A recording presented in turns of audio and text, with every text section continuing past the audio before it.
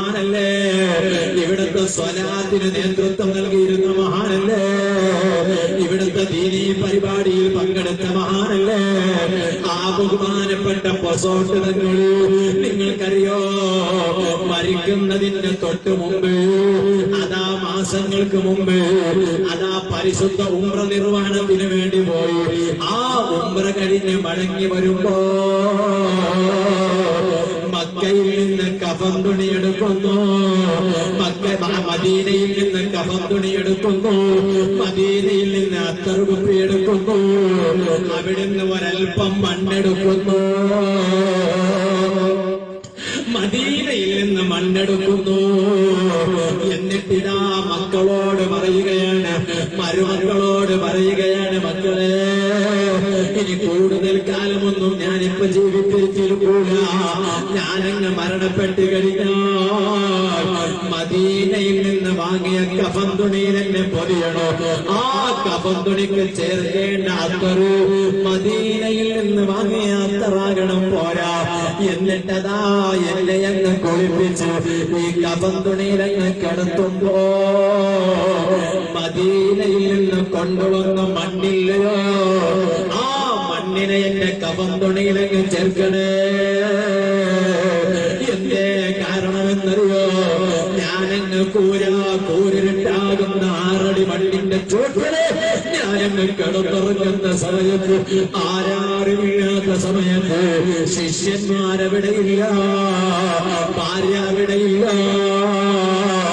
തന്നെ സ്നേഹിച്ച സംഘടനാ പ്രവർത്തകരവിടെയില്ല, നേതാക്കളവിടെയില്ല, വാതിന് ക്ഷണിച്ച നാട്ടുകാരവിടെയില്ല, സദസ്സിലിരുന്ന മുസ്ലിമീങ്ങളവിടെയില്ല, സ്റ്റേജിലിരുന്നവർ കൂടെയില്ല, ആരാരുമില്ലാതെ ഒറ്റപ്പെട്ട് കബറിലൊക്കെ കിടക്കുന്ന സമയത്ത് ഹബീബായ തങ്ങൾ ബഹുമാനിച്ച് തങ്ങൾ കിടന്ന് വിശ്രമിക്കുന്ന ആ മദീനയിലെ മണ്ണ് കൂടെ ഉണ്ടായാൽ എനിക്ക് പിന്നെ മുങ്കരനെ കീറിയെന്ന മലക്കിന്റെ ചോദ്യത്തിന്റെ മുന്നിൽ പതരേണ്ടതില്ലല്ലോ. ആരാണ് ചെറുപ്പക്കാരായത് ചിന്തിച്ചത്? ബഹുമാനപ്പെട്ട ബഹുമാനപ്പെട്ട പൊസോട്ട് തങ്ങളല്ലേ. പൊസങ്കടിക്കെടുത്ത് മധുഹർ എന്ന സ്ഥലത്ത് മധുഹർ എന്ന സ്ഥാപനമുണ്ടാക്കിയ പൊസോട്ട് തങ്ങൾ എത്രയോ മുതഅല്ലിമീങ്ങൾ പഠിച്ചുകൊണ്ടിരിക്കുകയാണ്, എത്രയോ ആലിമീങ്ങളെ സമൂഹത്തിന് സമർപ്പിച്ചു കഴിഞ്ഞിരിക്കുകയാണ്. അത്രയും വലിയ തങ്ങൾ വരെ കൊതിക്കുന്നത് കബറിലങ്ങ് കിടക്കുന്ന സമയത്ത് ഹബീബായ നബി തങ്ങളുമായി ബന്ധപ്പെട്ട ഒന്ന് വേണമെന്നല്ലോ. അതുകൊണ്ട് ഞാൻ എന്റെ സംസാരമൊന്ന് നിർത്തുകയാണ്. ഒരൊറ്റ കാര്യം പറയട്ടെ, നബി സല്ലല്ലാഹു അലൈഹി വസല്ലം തങ്ങളോട് ബന്ധം സ്ഥാപിച്ച് നമുക്ക് മരിക്കാൻ കഴിയണം. അതിന് അല്ലാഹു തൗഫീഖ് ചെയ്യട്ടെ. നബിതങ്ങളെ പ്രിയം വെച്ച് ജീവിക്കാൻ കഴിയണം. ചെറുപ്പക്കാരാ, അന്യ പെണ്ണിനെ പ്രിയം വെക്കുന്നവനാകരുത്. വാത കേൾക്കുന്ന പെങ്ങളെ, അന്യ ചെറുപ്പക്കാരനെ പ്രണയം വെക്കുന്നവനാകരുത്.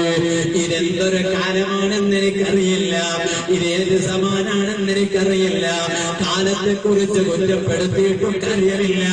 കാരണം കാലത്തുള്ള കോലം കെട്ടിയവരുടെ അവസ്ഥയാണ്. അതിന് കാലം എന്താണ് ചെയ്യേണ്ടത്? അതേ സമയത്ത് ഒന്നറിയാം, ഈ കാലത്തുള്ള പെൺകുട്ടികള് പാപ്പയും ഉമ്മയ്ക്കും വില കൽപ്പിക്കാതെ കണ്ടു കാണുന്ന ചെറുക്കന്റെ പിന്നാലെ പോകുന്ന മക്കളാ. എന്റെ വാല് കേൾക്കുന്ന നടിപേരിലുള്ള ഈമാനുള്ള കൊച്ചെഴുതത്തിമാരെ, നിങ്ങൾ അതുപോലെയുള്ള പെണ്ണന്മാരായി അത് പതിച്ചു പോകരുതോ. ഒരു അന്യ ചെറുപ്പക്കാരനോടും പ്രണയം വേണ്ട.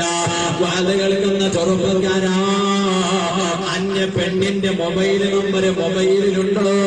ഈ സദസ്സിൽ എണീറ്റ് പോകുന്നതിന് മുമ്പ് പരിശുദ്ധ റബീഉൽ അവ്വലിന്റെ മഹത്വം മനസ്സിലാക്കി ആ കോൺടാക്ട് ലിസ്റ്റിൽ നിന്ന് ഡിലീറ്റ് ചെയ്തോ, റിമൂവ് ചെയ്തോ. നീ സിനിമ നടിയെ പ്രിയം വെക്കണ്ട, സിനിമ നടനെ പ്രിയം വെക്കണ്ട, ക്രിക്കറ്റ് താരങ്ങളെ പ്രിയം വെക്കണ്ട. നമുക്ക് പ്രിയം വെച്ചാൽ നാം ആരെയാണോ പ്രിയം വെക്കുന്നത് ആ പ്രിയം വെച്ച നേതാവ് മരിക്കുന്ന സമയത്ത് നമ്മുടെ അടുത്തുണ്ടാകണം, ഖബറിൽ നമ്മെ കൂടെ ഉണ്ടാകണം. അങ്ങനെ നമുക്ക് പ്രിയം വെക്കാൻ പറ്റിയ നേതാവ് ഒന്നേയുള്ളൂ, അത് വേറെ ആരുമല്ല. നൂറ് കി സാഗർ നൂറ് കി ജൽവാ നൂറ് കി ജൽവാ ജാ മദീന തുജേ സലാം. കാണാൻ നല്ല ഭംഗിയുള്ള നേതാവ് മുഹമ്മദുർ റസൂലുള്ളാഹി